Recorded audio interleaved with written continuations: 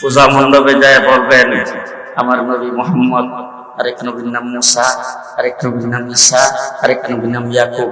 আমার ঘরে যখন সন্তান হবে তখন আমি তার নাম রাখবো মুহাম্মদ, মুসা, ঈসা, ইব্রাহিম। আর আপনাদের ঘরে যখন সন্তান হবে আপনারা রাখবেন কৃষ্ণ, আপনারা রাখবেন কৃষ্ণ। আপনারা যখন কৃষ্ণ রাখবেন আপনাদের কৃষ্ণ আর আমাদের মুহাম্মদ, মুসা, ঈসা একই। যারা নাউজুবিল্লাহ না কইছে আর হে দলিল দেখুন মুসলমানের কথা হতে পারে? আরো জোরে বলেন।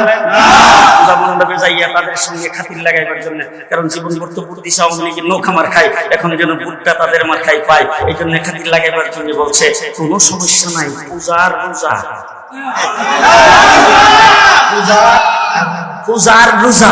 কথা বলছেন ভাই কি সুন্দর। আমার সেখানে গীতাও পাঠ করছে, পাঠ করার পর আমার বক্তব্য দিছে ইসলাম কোন ধর্মের নাম না। নাউজুবিল্লাহ চলে যান। আজকে যারা মুলুকগ্রাম থেকে আকিমুদ্দিনকে বলতে দেয়, আল্লাহর নাম যারা মুসলমান দেয়, যাদের 3.5 হাত বড়িতে ইসলাম নাই, তাদের দ্বারা মদিনার ইসলাম কায়েম হবে না।